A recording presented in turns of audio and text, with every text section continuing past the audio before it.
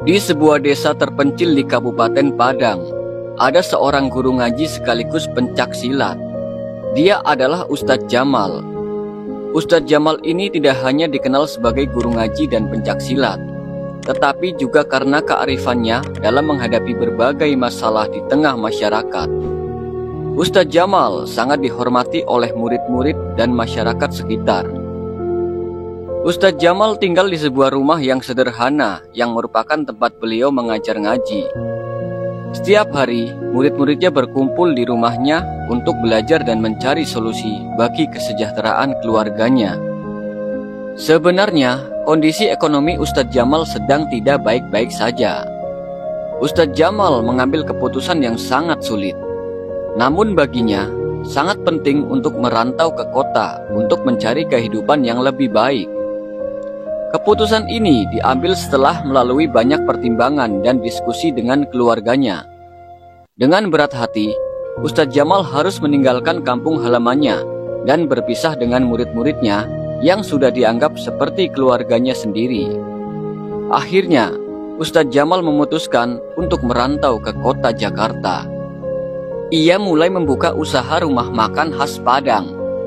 Ustadz Jamal sendiri yang menyiapkan hidangan dengan bantuan sang istri tercintanya dan memastikan bahwa rasa dan kualitas setiap hidangan harus tetap terjaga. Biasanya, hidangan yang populer di rumah makan ini adalah rendang, opor ayam, dan gulai cincang. Semuanya disiapkan sesuai dengan resep yang diwariskan oleh keluarganya. Dengan bisnis yang berkembang pesat, Ustadz Jamal tidak hanya meningkatkan kondisi ekonominya, tetapi ia juga membangun lapangan kerja bagi beberapa orang dari Jakarta. Mereka bekerja sama di rumah makan, saling membantu, dan menjaga semangat gotong royong. Selain itu, Ustadz Jamal tidak melupakan akar pendidikannya. Saat tidak sibuk menjaga warung, ia masih menyempatkan diri untuk mengajar mengaji kepada anak-anak di sekitar Tanah Abang.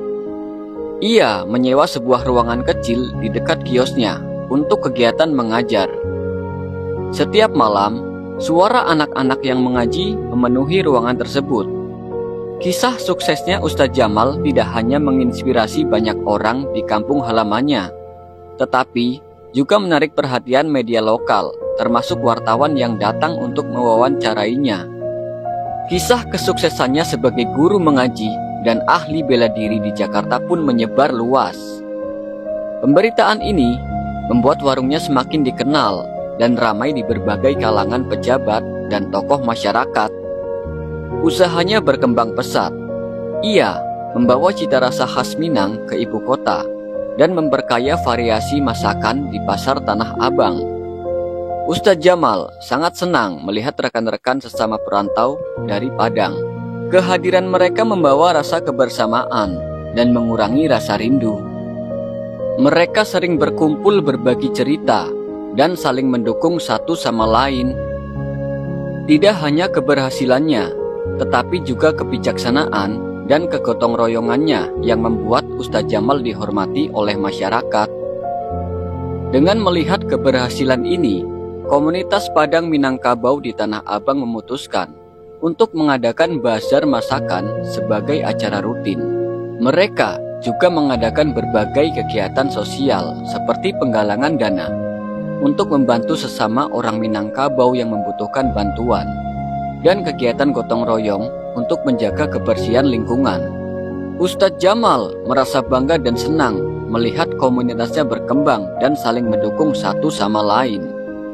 Ia merasa bahwa kerja keras dan usaha mereka telah membuahkan hasil. Ustadz Jamal terus mengajar silat dan menjaga warung nasi Padangnya yang berkembang pesat. Ia berencana membuka cabang warungnya di lokasi strategis lainnya di Jakarta. Dengan cara ini, ia dapat memberikan lebih banyak kesempatan kerja bagi orang-orang Padang dan melestarikan cita rasa masakan Padang di ibu kota Jakarta. Dengan kehadiran komunitas imigran Ustadz Jamal di Jakarta, menjadi bukti bahwa dengan kerja keras, solidaritas, dan semangat pantang menyerah, mereka dapat mengatasi kesulitan hidup. Di kota besar, mereka tidak hanya berhasil meningkatkan taraf ekonomi, tetapi juga membangun lingkungan yang harmonis dan juga saling bekerja sama di tengah hiruk-pikuknya kota Jakarta. Namun, keberhasilan bazar kuliner komunitas Minangkabau di Pasar Tanah Abang menarik perhatian para preman setempat. Para preman itu datang untuk memalak uang. Setiap malam, beberapa anggota komunitas secara bergantian berjaga untuk memastikan mereka tidak diganggu oleh preman. Sementara, Ustadz Jamal juga memprakarsai program-program sosial untuk mendekatkan diri dengan masyarakat, termasuk warga yang mungkin terlibat dalam kejahatan dengan kekerasan. Mereka didorong untuk berpartisipasi dalam kegiatan positif seperti pelatihan, kejuruan, pengajian, dan pelatihan bela diri. Hingga pada suatu hari, situasi pasar Tanah Abang kembali memanas. Raja preman Tanah Abang yang dikenal dengan julukan Franky CS bersama anak buahnya yang melakukan aksi penyerbuan. Mereka memaksa para pedagang untuk menyerahkan uang keamanan. Dengan kedatangan Franky CS dan anak buahnya, membuat para pedagang ketakutan. Ada beberapa di antara mereka ada yang menutup warungnya sementara untuk menghindari keributan. Namun, Ustadz Jamal yang dikenal pemberani dan bijaksana tidak mau tinggal diam, karena ia tahu bahwa menyerah pada preman hanya akan memperburuk keadaan. Ustadz Jamal dengan cepat mengumpulkan komunitas perantau Padang dan pedagang lainnya. Ketika Franky CS dan anak buahnya tiba di kios Ustadz Jamal, mereka langsung mengintimidasi. Dengan tenang, Ustadz Jamal menoleh kepada Franky dan berkata, "Jika kalian punya masalah, mari kita selesaikan dengan cara yang baik." Namun, Franky CS malah menertawakan dan tidak mendengarkan ucapan Ustadz Jamal. Dia mulai mengancam dan bahkan merusak kios Ustadz Jamal. Situasi pun semakin tegang. Franky CS merasa bahwa posisi tersebut tidak menguntungkan baginya atau komunitasnya dan memutuskan untuk menggunakan kekerasan. Dalam keadaan marah, Franky CS mengayunkan pukulan kerasnya ke arah Ustadz Jamal. Namun, Ustadz Jamal yang memiliki kemampuan silat yang luar biasa, ia berhasil dengan cepat menghindari serangan tersebut. Melihat pemimpin mereka yang gagal melumpuhkan Ustadz Jamal, anak buah Franky CS yang marah langsung menyerang dan mulai menghancurkan warung Ustadz Jamal. Mereka menghancurkan meja, kursi, dan peralatan makan lainnya, dan situasi menjadi sangat tegang. Para pedagang lain di Tanah Abang panik dan berusaha membela diri. Alih-alih berdiam diri, masyarakat migran yang sudah menunggu dengan cepat bergegas menuju kios Ustadz Jamal. Mereka tidak hanya datang untuk menyelamatkan kios, tetapi juga untuk membuat pernyataan. Para penjahat termasuk Franky CS yang ikut serta dalam menghancurkan kios Ustadz Jamal terdiam. Mereka terkesima dengan kemampuan bela diri Ustadz Jamal. Para preman itu mulai kehilangan keberanian, terutama pada saat melihat Franky CS berduel dengan Ustadz Jamal. Pertarungan menjadi semakin brutal. Dengan gerakannya yang cepat, Ustadz Jamal berhasil menekas Franky CS dan mendorongnya ke pojokan, sehingga Franky CS tidak bisa bergerak dan hilang keseimbangan. Lalu, dengan gerakan yang kuat, Ustadz Jamal mendorong Franky ke aspal. Karena merasa kalah, Franky akhirnya mengeluarkan goloknya yang ada di sampingnya. Ia menyadari jika ia bertarung dengan tangan kosong, ia tidak bisa menang. Saat itu juga, Franky mengeluarkan seluruh kekuatannya untuk menyerang Ustadz Jamal. Namun, Ustadz Jamal yang telah siap menghindari serangan tersebut dengan cepat. Ia mengambil sebuah samurai yang ada di bawah meja warungnya. Lalu, diarahkan ke Franky dan menghentikannya tanpa melukai dengan menempel di bagian leher Franky.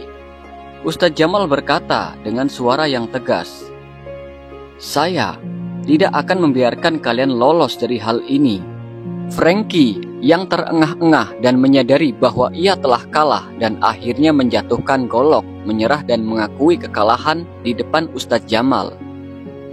Dan anak buahnya yang melihat ketika pemimpin mereka dikalahkan, mereka mulai mundur dan menghentikan penyerangan pada kios milik Ustadz Jamal tersebut. Kemudian, Ustadz Jamal meletakkan samurainya dan mengulurkan tangan kepada Franky dan memberinya kesempatan untuk bertaubat. Franky tersentuh dengan sikap kesatria Ustadz Jamal dan perlahan Franky menerimanya. Polisi pun berdatangan. Setelah perkelahian berakhir, dengan cepat mereka mengendalikan situasi. Mereka menangkap beberapa perusuh yang terlibat dalam penyerangan, termasuk Franky, dan membawa mereka ke kantor polisi untuk diproses secara hukum. Insiden ini merupakan titik balik yang besar. Ustadz Jamal dengan sikapnya yang tegas dan sederhana tidak hanya melindungi komunitasnya, tetapi juga memberi pelajaran kepada para preman di Tanah Abang. Tanah Abang yang dulunya dihantui oleh ancaman kekerasan terhadap premanisme, kini menjadi tempat yang lebih aman dan teratur. Melalui kerja keras dan semangat, persatuan komunitas perantau Padang di Tanah Abang terus tumbuh dan berkembang di ibu kota Jakarta. Mereka telah memperkuat hubungan mereka dengan polisi dan masyarakat sekitar untuk membangun masa depan yang lebih baik.